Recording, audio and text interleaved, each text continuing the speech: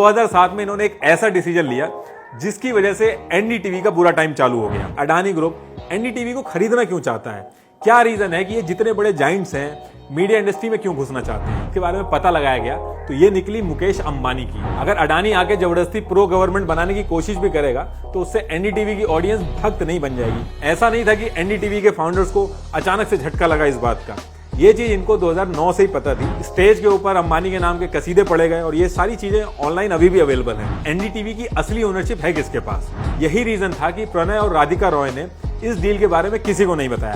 अपने इन्वेस्टर जिन्होंने पैसा लगाया था उनसे भी इन्होंने झूठ बोला। ऐसा माहौल बनाया जा रहा है कि हम इन पैसे वाले अडानियों के सामने नहीं झुकेंगे। It's a joke. देखिए, इस 23 अगस्त को अडानी ग्रुप ने एक प्रेस रिलीज करके अनाउंस कर दिया है कि न्यू दिल्ली टेलीविजन लिमिटेड यानी कि एनडीटीवी, इस कंपनी की 29.18% की जो शेयर होल्डिंग है अब अडानी ग्रुप के पास आ गई है। और इस पे एनडीटीवी कह रहा है कि इन्होंने ये सब धोखे से किया है।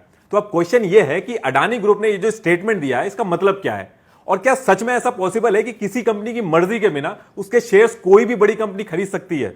और उससे भी बड़ा क्वेश्चन ये है कि ये जो अडानी है, अंबानी है, ये जो न्यूज मीडिया कंपनी है, इसमें क्यों घुस रहे हैं। तो इन सारी चीजों को डिटेल में डिस्कस करते हैं। देखिए, पहली चीज तो ये पता करनी होगी कि एनडीटीवी जो कंपनी है उसमें किसके पास कितने शेयर्स हैं, ताकि ये समझ में आ सके कि अडानी ग्रुप ने किसके शेयर्स अपने नाम कर लिए हैं जिसकी वजह से इतना इशू हुआ है। देखिए, टोटल शेयर्स एनडीटीवी के 6 करोड़ 44 लाख के करीब हैं, जिसमें से 16.32% शेयर्स राधिका रॉय के पास हैं और 15.94% शेयर्स इनके हस्बैंड प्रणय रॉय के पास है। और ये इनकी इंडिविजुअल हिस्सेदारी है एनडीटीवी के अंदर। तो क्या एनडीटीवी जो कंपनी है उस कंपनी में इन दोनों हस्बैंड वाइफ्स के बस इतने ही शेयर्स हैं? तो देखिए, ऐसा नहीं है। एक अलग रास्ते से भी इन्होंने एनडीटीवी के शेयर्स अपने नाम किए हैं। इन्होंने एक कंपनी डाली आरआरपीआर, आरआर से राधिका रॉय और पीआर से प्रणय रॉय। ये जो कंपनी है आरआरपीआर, इस कंपनी के मालिक सिर्फ और सिर्फ प्रणय और राधिका रॉय हैं। और इस कंपनी के थ्रू इन्होंने एनडीटीवी के 29.18% शेयर्स और अपने पास रखे हैं। अब आप कहोगे कि ये अलग से कंपनी क्यों डाली इन्होंने, सारे के सारे शेयर्स इन्होंने डायरेक्टली अपने पास क्यों नहीं रखे। तो देखिए, इसके अलग अलग एडवांटेजेस होते हैं, वो अभी इतना इंपॉर्टेंट नहीं है। अभी के लिए बस आप इतना याद कर लीजिए, ये जो आरआरपीआर कंपनी है इसके जो शेयर्स हैं, इस पूरी कंट्रोवर्सी की जड़ यही है। और ये जो 28.81% अदर शेयर्स हैं, ये पब्लिक के शेयर्स हैं जो कि शेयर मार्केट में लिस्टेड हैं। मतलब कि आपके और हमारे जैसे लोग शेयर मार्केट में जाके अपने डीमेट और ट्रेडिंग अकाउंट से इन शेयर्स को खरीद और बेच सकते हैं। सिर्फ इतने % शेयर्स ही पब्लिक खरीद और बेच सकती है शेयर मार्केट से। बाकी जो फाउंडर्स और इन्वेस्टर्स के पास शेयर्स होते हैं जो शेयर मार्केट में लिस्टेड नहीं है, उनको खरीदने और बेचने के लिए अलग से रूल्स होते हैं जो कि सेबी सेट करता है। और ये जो 9.75% shares LTS investment fund limited के हैं, ये एक बाहर की कंपनी है जिसने इंडिया के अंदर अडानी ग्रुप में बहुत सारा पैसा लगा रखा है, उसके हैं ये। अभी ये जो करंट इशू चल रहा है उसमें ये एलटीएस कंपनी बहुत इंपॉर्टेंट रोल प्ले करने वाली है, वो अभी आपको आगे पता चल जाएगा। तो एक तरह से देखा जाए तो जो टोटल शेयर्स एनडीटीवी के अंदर प्रणय और राधिका रॉय के हैं वो है 61.44%, 16.32% राधिका रॉय के हैं, 15.94% प्रणय रॉय के हैं और 29.18% आरआरपीआर के हैं, जो कि ये भी रॉयस के ही हैं जो इन्होंने दूसरे तरीके से कंपनी डाल के लिए हैं। देखिए, आगे जहां जहां पे मैं रॉयस बोलूंगा आप समझ जाइएगा कि मैं राधिका और प्रणय रॉय की बात कर रहा हूं। 61.44% शेयर्स बहुत ही बड़ा नंबर होता है, इसलिए एनडीटीवी का पूरा कंट्रोल इस रॉय फैमिली के हाथ में है। और होना भी चाहिए, क्योंकि इन्होंने एनडीटीवी की शुरुआत 1988 में की थी। उस टाइम पे प्राइवेट कंपनियों को अलाउड नहीं था न्यूज ब्रॉडकास्ट करना इंडिया के अंदर। तो ये पहला इंडिया का न्यूज चैनल था जिसने दूरदर्शन के साथ कोलैबोरेट करके इंटरनेशनल शो लॉन्च किया था। ये पहला चैनल था जिसने ऐसा चैनल लॉन्च किया था जिसपे 24 घंटे न्यूज चलती थी। और ये पहला न्यूज चैनल था जो स्टॉक मार्केट पे सबसे पहले लिस्ट हुआ था इंडिया के अंदर। उस टाइम पे जितनी सक्सेस एनडीटीवी को मिली थी उतनी किसी चैनल को नहीं मिली थी। एनडीटीवी ने उस टाइम पे ऐसे लोगों को हायर किया था जिनकी फैमिली दिल्ली के पावर सर्कल्स को बिलोंग करती थी, और इसका एनडीटीवी को काफी फायदा मिला। दूरदर्शन के डायरेक्टर जनरल भास्कर घोष के दामाद और फेमस क्रिकेटर दिलीप सरदेसाई जी के बेटे राजीव सरदेसाई को हायर किया गया। बीजेपी के सीनियर मेंबर मनोरंजन गोस्वामी जी के बेटे और union law minister Dinesh ji के भतीजे अर्नब गोस्वामी को हायर किया गया। प्रेस ट्रस्ट ऑफ इंडिया के editor in chief MK Razdan की बेटी निधि राजदान को भी हायर किया गया। प्रभा दत्त जी जो उस टाइम पे बहुत ही बड़ी जर्नलिस्ट थी, इनकी बेटी बरखा दत्त को भी हायर किया गया। मेंबर ऑफ प्लानिंग कमीशन और India's high commissioner of South Africa Devki Jain ji के बेटे श्रीनिवासन जैन, इनको हायर किया गया। उस पर्टिकुलर टाइम पे एनडीटीवी की पावर का पता आप इस बात से लगा सकते हो कि स्टार के साथ इनका एक इवेंट लॉन्च हुआ था फरवरी 1998 में। वो प्राइम मिनिस्टर इंद्र कुमार गुजराल के घर 7RCR पे हुआ था। 2007 से पहले एनडीटीवी एकदम पीक पे था, लेकिन 2007 में इन्होंने एक ऐसा डिसीजन लिया जिसकी वजह से एनडीटीवी का बुरा टाइम चालू हो गया। इनफैक्ट आप ये भी कह सकते हो कि एनडीटीवी की हिस्ट्री का अब तक का सबसे वर्स्ट डिसीजन था वो। 2007 में एनडीटीवी के फाउंडर्स प्रणय और राधिका रॉय ने अपनी कंपनी के शेयर्स बायबैक करने का सोचा। अब आप कहोगे कि ये बायबैक क्या होता है? देखिए, जब कंपनीज को पैसे की जरूरत होती है तो वो अपने शेयर्स यानी कि हिस्सेदारी देके उसके बदले में लोगों से पैसे उठाती हैं, और जब कंपनीज के पास पैसे होते हैं और मार्केट में उनके शेयर्स के जो दाम होते हैं वो कम चल रहे होते हैं, तो उन दिए हुए शेयर्स को वो वापस खरीद लेती हैं, और इस पूरे प्रोसेस को बायबैक कहते हैं, जब कंपनीज अपने शेयर्स वापस खरीद लेती हैं। इन्होंने जो बायबैक किया वो किया जीए ग्लोबल इन्वेस्टमेंट के साथ। जीए ग्लोबल इन्वेस्टमेंट के पास एनडीटीवी के 7.73% शेयर्स थे, और प्रणय और राधिका रॉय ने इस कंपनी के शेयर्स बायबैक करने का प्लान किया। उस टाइम पे एनडीटीवी का एक शेयर का दाम 400 रुपए था, लेकिन प्रणय और राधिका रॉय ने 436 रुपए का ऑफर दिया जीए ग्लोबल को। राधिका और प्रणय रॉय ने ये जो बायबैक का डिसीजन लिया था, इसके लिए काफी पैसे की जरूरत थी, तो ये जो पैसा था ये इन्होंने अपनी जेब से नहीं दिया था, बल्कि लोन लिया था एक फाइनेंशियल सर्विसेज से, जिसका नाम था Indian bulls financial services. Indian bulls से इन्होंने जुलाई 2008 में 501 करोड़ का लोन लिया। देखिए, अभी यहां तक कोई दिक्कत नहीं है, लेकिन दिक्कत होना तब स्टार्ट होती है जब ये लोग शेयर्स खरीद लेते हैं, और जैसे ये लोग शेयर्स खरीदते हैं यूएस में फाइनेंशियल क्राइसिस आ जाता है, और उस टाइम पे इसकी वजह से दुनिया भर के मार्केट को बहुत बड़ा झटका लगा था। उसका इंपैक्ट इंडिया पे भी आया, स्टॉक मार्केट एकदम डाउन चला गया। जो स्टॉक रॉयज ने 439 में खरीदा था, उसकी वैल्यू सीधे 100 रुपए हो गई थी। ये बहुत बड़ा नुकसान था इनके लिए। राधिका और प्रणय रॉय ने जो लोन लिया था बायबैक के लिए इंडियन बुल से, अब उसको वापस करना बहुत ही मुश्किल था, क्योंकि मार्केट बहुत ज्यादा नीचे जा रहा था। उस लोन को वापस करने का प्रेशर जब ज्यादा होने लगा, तो इंडियन बुल्स का जो लोन था उसको चुकाने के लिए रॉयज ने आईसीआईसीआई से 375 करोड़ का फिर से लोन लिया, और लोन भी इनको सस्ते में नहीं मिला, 19% के एनुअल इंटरेस्ट रेट पे इनको ये लोन मिला। रॉयज को अपने शेयर्स भी गिरवी रखने पड़े। रॉयज ये जितने भी लोन ले रहे थे, ये सब आरआरपीआर के शेयर्स गिरवी रख के ले रहे थे। अपने जो पर्सनल शेयर्स थे इनके, ये उसको नहीं छेड़ रहे थे। अभी भी जो करंट सिचुएशन है उसमें भी इनके पर्सनल जो शेयर्स हैं वो सेफ हैं, खाली आरआरपीआर वाले जो शेयर्स हैं वो फंसे हैं। वो भी आपको आगे समझ में आ जाएगा। एनडीटीवी की हालत उस टाइम पे बहुत ज्यादा खराब होने लगी थी।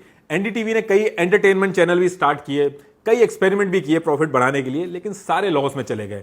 2008 में एनडीटीवी को लगभग 250 लोगों को फायर करना पड़ा। ये एनडीटीवी की 1/5 वर्कफोर्स की स्ट्रेंथ थी, और इसी बीच आईसीआईसीआई का जो लोन चुकाना था उसका टाइम आ गया था, तो इन लोगों ने फिर से लोन लिया। 403.85 करोड़ का लोन इन्होंने दोबारा लिया, और वो लिया इन्होंने विश्व प्रधान कॉमर्शियल प्राइवेट लिमिटेड वीसीपीएल से। ये नाम आप याद रखिएगा, काफी इंपॉर्टेंट है, इसको मैं आगे कई बार लूंगा। वीसीपीएस ने जब रॉयस को लोन दिया तो इन्होंने कोई सिक्योरिटी नहीं ली, किसी भी तरीके का कोई इंटरेस्ट नहीं लिया, 1 रुपए तक का इंटरेस्ट नहीं लिया इनसे।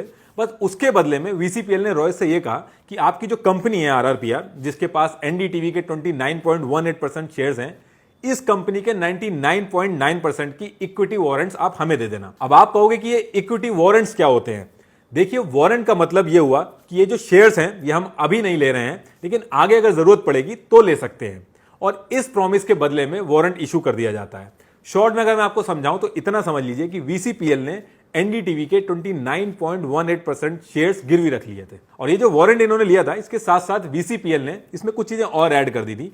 पहली चीज ये थी कि भले ही आप लोन चुका दो, लेकिन इसके बाद भी अगर हम चाहें तो आपकी जो कंपनी है आरआरपीआर, इसके 99.9% शेयर्स कभी भी खरीद सकते हैं, और इससे रॉयस को भी कोई दिक्कत नहीं हुई, उन्होंने साइन कर दिया इस एग्रीमेंट पे। अब दूसरी चीज, वीसीपीएल ने आरआरपीआर के इफेक्टिव कंट्रोल ले लिए, मतलब कि कंपनी कैसे चलेगी, डिसीजन कौन लेगा, ये सब वीसीपीएल डिसाइड करेगा। आरआरपीआर के जो 3 डायरेक्टर थे उनको भी वीसीपीएल ने खुद डिसाइड करके रखा था। वीसीपीएल ने यह भी शर्त रखी थी कि इस कंपनी की कोई भी इक्विटी सेल या फिर रेज नहीं करी जा सकती, बैंकरप्सी फाइल नहीं करी जा सकती। वीसीपीएल की परमिशन के बिना ऐसा कुछ भी आरआरपीआर नहीं कर सकता जिससे आरआरपीआर की शेयर होल्डिंग पे इफेक्ट हो।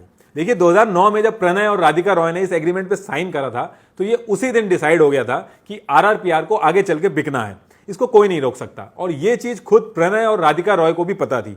और आरआरपीआर का बिकने का मतलब यह था कि एनडीटीवी का कंट्रोल किसी और के हाथ में चले जाना, क्योंकि 29.18% बहुत बड़ी परसेंटेज होती है, और आगे चल के अडानी ग्रुप ने भी इसी चीज का फायदा उठाया। अब मार्केट में इस चीज का पता चलता कि एनडीटीवी इस तरीके से डील करके आया तो इसका बहुत ज्यादा नुकसान होता, एनडीटीवी के शेयर्स नीचे भी जा सकते थे। यही रीजन था कि प्रणय और राधिका रॉय ने इस डील के बारे में किसी को नहीं बताया। अपने इन्वेस्टर जिन्होंने पैसा लगाया था उनसे भी इन्होंने झूठ बोला कि आरआरपीआर के जो वारंट्स हैं ये वीसीपीएल को दे आए हैं। और ये जो चीज एनडीटीवी के फाउंडर्स ने करी थी ये सेबी के रूल्स के खिलाफ था। इस चीज को लेकर एनडीटीवी के फाउंडर्स पे सीबीआई और सेबी की इंक्वायरी भी बैठी। देखिए, शॉर्ट में एक बार मैं आपको फिर से पूरा बता देता हूं, यही एक चीज है जो आपको थोड़ा सा ध्यान देना है इस पूरी वीडियो में, उसके बाद आपको पूरी डील समझ में आ जाएगी। एनडीटीवी के 100% शेयर्स में से 16.32% शेयर्स राधिका रॉय के पास थे और 15.94% शेयर्स प्रणय रॉय के पास थे। बाकी 29.18% शेयर्स जो एनडीटीवी के थे वो इन्होंने आरआरपीआर के थ्रू ले लिए थे। ऐसा करके इन दोनों की अगर हम परसेंटेज काउंट करें एनडीटीवी के अंदर तो 61.45% बैठती है और बाकी के जो 28.81% और 9.75% थे वो इन्होंने शेयर मार्केट और प्राइवेट कंपनी से जो इन्वेस्टमेंट उठाई थी उसके थे। इसके बाद इन्होंने आरआरपीआर के शेयर्स गिरवी रख के इंडियन बुल से लोन उठाया। उसी इंडियन बुल का लोन देने के लिए इन्होंने आईसीआईसी से लोन उठाया और आईसीआईसी का लोन देने के लिए पूरी आरआरपीआर कंपनी के शेयर्स वीसीपीएल को वारंट के थ्रू दे दिए गए थे और इनडायरेक्टली एनडीटीवी में वीसीपीएल करता धरता बन गया था। अब लेकिन क्वेश्चन ये है कि ये जो वीसीपीएल कंपनी है ये आखिर है किसकी, ताकि ये समझ पाए हम लोग कि एनडीटीवी की असली ओनरशिप है किसके पास। देखिए, जब इस कंपनी की इंक्वायरी हुई तो पता चला कि ये एक शेल कंपनी की तरह एक्ट कर रही है। देखिए, शेल कंपनी वो कंपनी होती है जिसको बनाया किसी और काम के लिए जाता है लेकिन वो छुप के काम कुछ और कर रही होती है। ये जो वीसीपीएल कंपनी है, जब इसके बारे में पता लगाया गया तो ये निकली मुकेश अंबानी की। अभी करंट सिचुएशन की बात करें तो इतना हल्ला हो रहा है कि इसका कंट्रोल अडानी के हाथ में जा रहा है, लेकिन इतने सालों से इसका कंट्रोल अंबानी के हाथ में था। अब कैसे था ये मैं आपको समझाता हूं। देखिए, वीसीपीएल ने जो लोन दिया था प्रणय और राधिका रॉय को, ये खुद वीसीपीएल ने नहीं दिया था, बल्कि वीसीपीएल ने एक कंपनी है शिनैनो रिटेल, इससे लेके दिया था। और शिनैनो रिटेल ने भी बिना किसी सिक्योरिटी, बिना किसी इंटरेस्ट के वीसीपीएल को लोन दे दिया था। और वो भी तब दिया था जब वीसीपीएल एक ऐसी कंपनी थी जो उसी साल खुली थी, उसका कोई पुराना ट्रांजैक्शन नहीं था, कोई रिकॉर्ड नहीं था, इस कंपनी के पास कोई एसेट नहीं थे। अब जब शिनैनो रिटेल के बारे में पता किया गया तो पता चला कि ये जो लोन दिया था वीसीपीएल को शिनैनो रिटेल ने भी ये पैसा खुद नहीं दिया था। ये पैसा शिनैनो रिटेल ने Reliance industry investment and holding limited से लेके दिया था, जो रिलायंस ग्रुप का पार्ट है। और आप सब जानते हैं कि ये मुकेश अंबानी की कंपनी है। अब आप ये भी कह सकते हो कि एनडीटीवी बेचारे, इनको क्या पता इन सब चीजों के बारे में, हो सकता है इनके साथ गेम खेल लिया हो। अभी अडानी गेम खेल रहा है, हो सकता है उससे पहले अंबानी ने गेम खेल लिया हो। देखिए, ऐसा बिल्कुल नहीं था। एनडीटीवी के फाउंडर प्रणय और राधिका रॉय को बहुत अच्छे से पता था इनकी कंपनी का कंट्रोल अंबानी के हाथ में जा रहा है। जब ये लोन राधिका और प्रणय रॉय ने वीसीपीएल से लिया था तो इसका जो एग्रीमेंट हुआ था, उस पर जो साइन हुए थे वो एनडीटीवी यानी कि आरआरपीआर की तरफ से राधिका और प्रणय रॉय ने किए थे और वहीं पे वीसीपीएल की तरफ से केआर राजा ने साइन किए थे। केआर राजा रिलायंस के टॉप मैनेजमेंट के एम्प्लॉय थे उस टाइम के, और ये चीज एनडीटीवी के फाउंडर्स को बहुत ही अच्छे से पता थी कि एनडीटीवी ये किसके हाथों में दे रहे हैं। और जिस टाइम पे ये डील हो रही थी, आप कोइंसिडेंस भी देखिएगा, उसी ईयर के पास में एनडीटीवी ने मुकेश अंबानी को अपने प्लेटफॉर्म पे बुला के सम्मानित किया। स्टेज के ऊपर अंबानी के नाम के कसीदे पढ़े गए और ये सारी चीजें ऑनलाइन अभी भी अवेलेबल हैं। उस टाइम पे business leader of the year का अवार्ड दिया था एनडीटीवी ने मुकेश अंबानी को। और यही नहीं, मिनिस्ट्री ऑफ कॉर्पोरेट अफेयर के रिकॉर्ड में क्लियरली ये चीज मेंशन है कि जब ये सारे ट्रांजैक्शंस हो रहे थे तो ये सारी कंपनियां आपस में कनेक्टेड थीं, लेकिन एक्ट ऐसे कर रही थी कि जैसे अलग अलग हों। वीसीपीएल को शिनानो ओन करती थी। इनफैक्ट इन दोनों के जो कंपनी के एड्रेस थे वो दोनों सेम थे। और वीसीपीएल के जो डायरेक्टर थे, जो वीसीपीएल को समझाते थे, वो भी रिलायंस इंडिया लिमिटेड के सीनियर डायरेक्टर थे। देखिए, जिस तरीके से अभी तक ऐसा माहौल बनाया जा रहा है कि हम इन पैसे वाले अडानियों के सामने नहीं झुकेंगे, इट्स अ जोक। इतने टाइम से जब अंबानी की छत्र छाया में कोई दिक्कत नहीं हुई तो अडानी के आने से क्या बदल जाएगा? और वो भी तब जब इनको पहले से ही पता है कि ये 29.18% शेयर्स एनडीटीवी के हाथ से 2009 में ही निकल गए थे। ये सिर्फ एक बैड डिसीजन डील थी जिसकी भरपाई इनके शेयर से पूरी की जा रही है, और कैसे की जा रही है वो भी समझते हैं। 2012 में वीपीसीएल की ओनरशिप बदल दी जाती है और वीपीसीएल की ओनरशिप जाती है नेक्स्ट वेव टेलीवेंचर प्राइवेट लिमिटेड के हाथों में, जिसका लिंक महेंद्र नाहता से था। महेंद्र नाहता जो कि रिलायंस जियो इन्फोकॉम लिमिटेड के डायरेक्टर थे। अब हम आ जाते हैं करंट सिचुएशन पे। अभी 23 अगस्त 2022 को ये जो कंपनी है नेक्स्ट वेव टेलीवेंचर प्राइवेट लिमिटेड, जो वीसीपीएल को ओन करती है, इसको अडानी ग्रुप की कंपनी एएमजी मीडिया नेटवर्क ने टेक ओवर कर लिया। वीसीपीएल लोन निकाल नहीं पाई आरआरपीआर से, तो अडानी ग्रुप ने आरआरपीआर के जो वारंट थे, जो कि 2009 में एनडीटीवी के फाउंडर प्रणय और राधिका रॉय ने खुद साइन करके कहा था कि हमारे वारंट का यूज करके आप कभी भी शेयर्स ले सकते हैं, और अडानी ग्रुप ने वही किया, उनको ले लिया। At any time during the tender of the loan or thereafter without requiring any further act or deed on the part of the lender, ये एग्जैक्ट लाइन थी उस एग्रीमेंट की।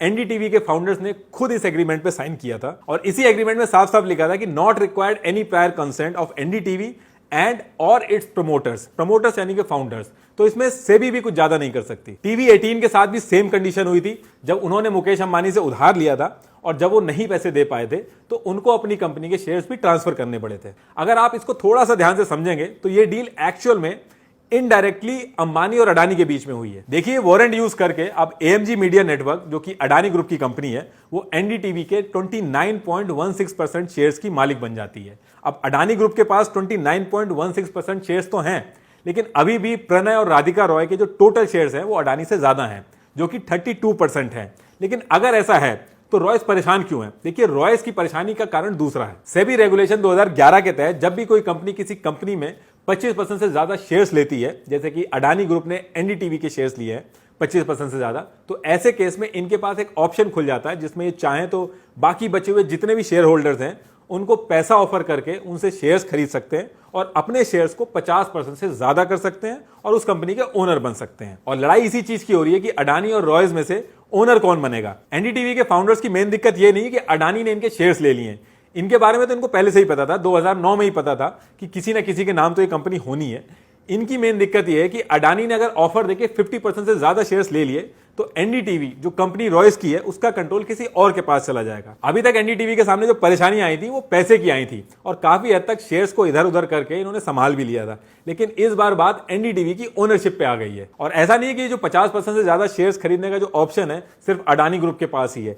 एनडीटीवी के फाउंडर्स चाहें तो वो भी पैसा देके 50% से ज्यादा शेयर्स खरीद सकते हैं। राधिका और प्रणय रॉय के ऊपर सेबी की तरफ से 25 नवंबर 2022 तक बैन लगा हुआ है कि ये शेयर्स खरीद और बेच नहीं सकते। ये बैन इनके ऊपर 2020 में लगा था।